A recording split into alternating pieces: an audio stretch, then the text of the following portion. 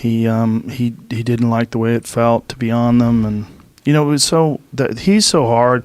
That's such a hard one to take because everyone loved that guy, and to think that everyone, he has no haters. I don't know a single person was like that guy was a dick. No one. Everyone loved him. He hit everybody really hard. Yeah, from close friends to people who just knew him a little bit. Like I knew him just a little bit. He was so sweet, but he was so tortured. He was just in pain all the time, and it's so strange that you think the thing that people like most is for other people to love them and care about them, and everybody loved Brody. Yeah, but yet it just couldn't go on.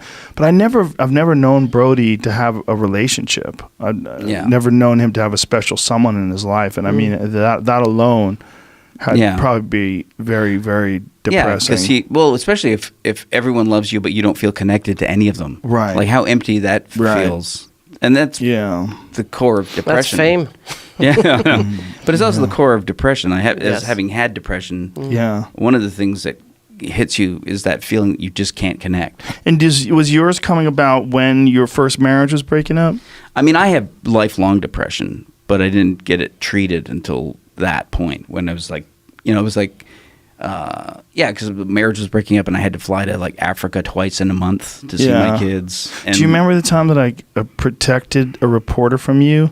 Oh, at the TCAs. Yeah.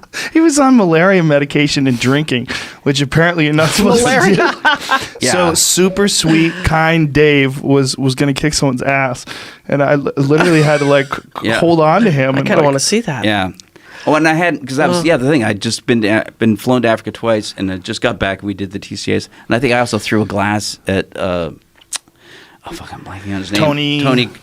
Tony, Jesus. Yeah, I'm blanking too. Nice guy. Sorry, dude. Yeah. Randall? Tony, Jesus. I love Tony's a great guy. But I was like out of my skull and I just, Yeah. Well, that was a reporter You took his tape recorder and dunked it in his glass. Drink, Oh my God. And threatened to kick his ass. Yeah. Because I was drunk. Wow. Yeah. And I was like, oh my God. Do I have to do something? Sorry, I missed it. I was like, I have to stop this. This is crazy. I can't believe this is happening. That's nice. Yeah. Well, and it was after that I just went on the antidepressants because I crashed really hard after that. And it was like one of those things where I thought, I can't go to work. I can't do anything. You were experiencing that combination, apparently, of the malaria medication and alcohol. Is like a crazy combination. Yes. Yeah. And then you add to that jet lag and the trauma of being separated from my kids. Yeah. The malaria pills on their own make you mentally ill. Well, the thing is, I left. That's what I've heard. Yeah. I left Harare to the sound of my eldest child screaming, "Daddy, don't go!" And, which even now I can't talk about. Woo! Yeah. God. See, it's not worth having kids. No, it isn't. Yeah. Do you have none? Does. I have one. You have one? I have a 17-year-old. Yeah. Oh, it's good. They're on their own now, basically. In the year, you could just write them off. Yeah. That's right. Next year he's going to college. So. Yeah. But anyway, if you are out there, get on meds and stay on them. Yeah. Like Brody should have stayed on his meds. Well, I wish we could have all known how he was and how close he was to that. Yeah. Well, that's the thing. It's like people think like suicide. The thing is, like, if you're close to suicide, it's the most rational choice you'll ever make when you're that close. Right. It just seems like the most sensible way to deal with the issue. You got to stop this because otherwise it's too much pain. Yeah. I heard someone describe it as it's not even an emotional decision. It's jumping out of a burning building. Yeah. It's like there's that choice into the burning building, or was that feeling where you go, this is not an emotional decision I'm making. There's no choice. I've had 2 friends hang themselves this year. Yeah. Wow.